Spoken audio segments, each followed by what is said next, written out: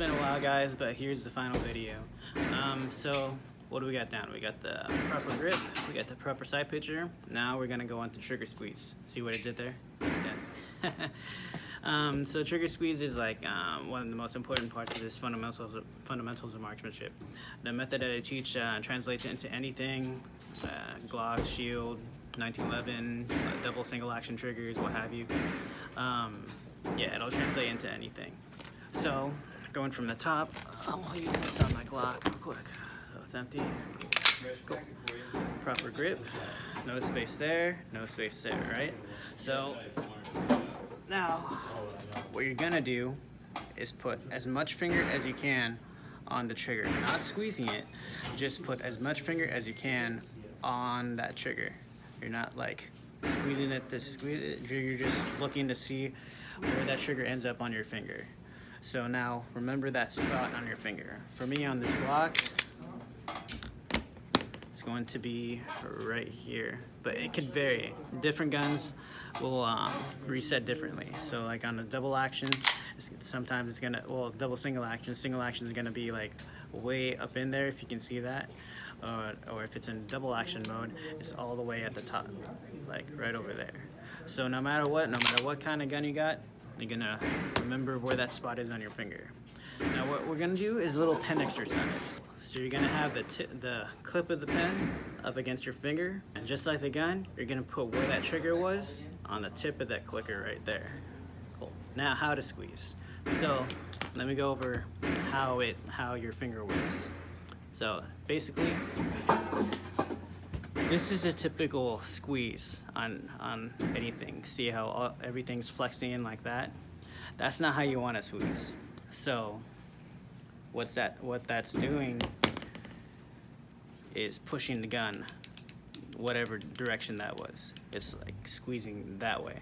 So that's why if you're right-handed shooter, you're going left, that's because you're squeezing that way. What you want to do, basically isolate this bone, squeeze like that. So what you're gonna do when you have the tip of the pen right there, and squeeze and just to where it clicks. I don't know if you can hear it. Click right there. Then what you're gonna do, slowly release to where it clicks again, and so on and so forth. Just repeat that motion, click in, release out, squeeze, click, release, click. Now just do it very slow. This is real time how I target shoot. So I'm like, get my proper grip, sight picture, then I do my trigger squeeze. So it's squeezing in, still squeezing, focusing on the front side post, and there it clicks. Then proper grip, sight picture, slowly release the trigger. See, it's still releasing, it's still going. And there it clicks. Then squeeze again. Yeah, she's in and out. Then slowly release. No problem. So it's just that slow. You want to learn the pen. Each pen's going to be different. Each gun's going to be different. So I'll show you how it works on the Glock. So empty. Oh. So how that looks on the gun. So no space there, no space there. As much finger as you can on the trigger. So you're gonna squeeze, still squeeze, slow squeeze, and there it clicks. So when the gun reacts, it resets, get your proper grip sight picture, then you're gonna slowly release just to where that click is. Then squeeze again, slowly release, and it's that simple. So this is what dry firing is. You're having an unloaded gun, no ammo. I mean, there's ammo there. No ammo near the gun at all, no loaded magazines or anything. And you're just getting your proper grip, sight picture, much finger as you can on the trigger, then you're slowly squeezing. You're just focused on the front side post, still squeezing, then it releases. Now, for Glocks or single action guns, you're gonna have to manually rack the slide back. So you're just gonna pull back just a little bit, and let it go, still with your finger on the trigger, still depress, still squeezed in, proper grip, side picture, and slowly release the trigger, and then slowly squeeze again, and just like that. So that's dry firing. You can do this Glocks, do it on your Smith & Wesson shield. With the shield, especially the California models, they have a magazine disconnect in it. So that's why. No loaded magazine, empty gun, proper grip, sight picture, and then trigger squeeze.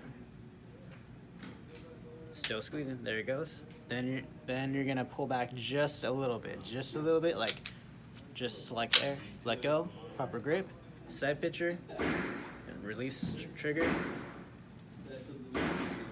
There it clicks, and then squeeze the trigger. On double actions, it's a little bit more easier, a little bit more exercise for you too. This is my modified CZ, a little bit lighter action on a double action, so it's gonna be a lot lighter. So in a double action, put the hammer up, trigger all the way forward, as much finger as you can on the trigger, then you're gonna slowly squeeze. See how the hammer goes back, and slowly release to where it clicks. So good exercise because there's a lot of muscle involved with something like that, like this or like a Sig Sauer or something like that. You don't need a racket to get that click again. Now you can rack it if you want to get into that single action. So you can squeeze it with the hammer back, and it resets a lot closer.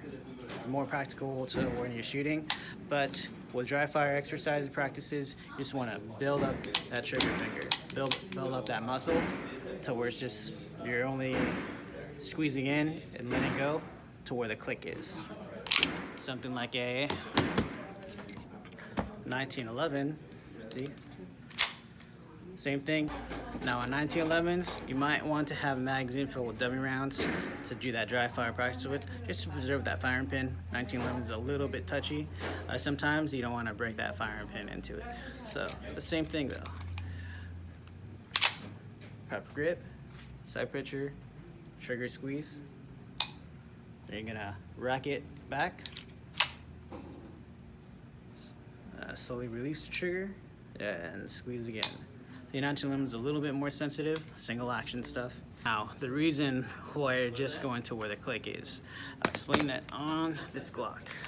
Cool, so, reason why you're going to where the click is, when you squeeze in, gun reacts, then you go to where the click is. Now, beyond that click is this thing called slack. See with that slack, it's a different type of trigger squeeze. That space over there that's making the gun move just a little bit. And just moving that gun a little bit is gonna mess up your target sometimes. Especially if you're shooting fast and fast, that little jerk is gonna make it off. It's okay to have a couple of flyers. Just gauge yourself on your groupings and everything to your satisfactory level, 5 yards, 7 yards, 10 yards, what have you.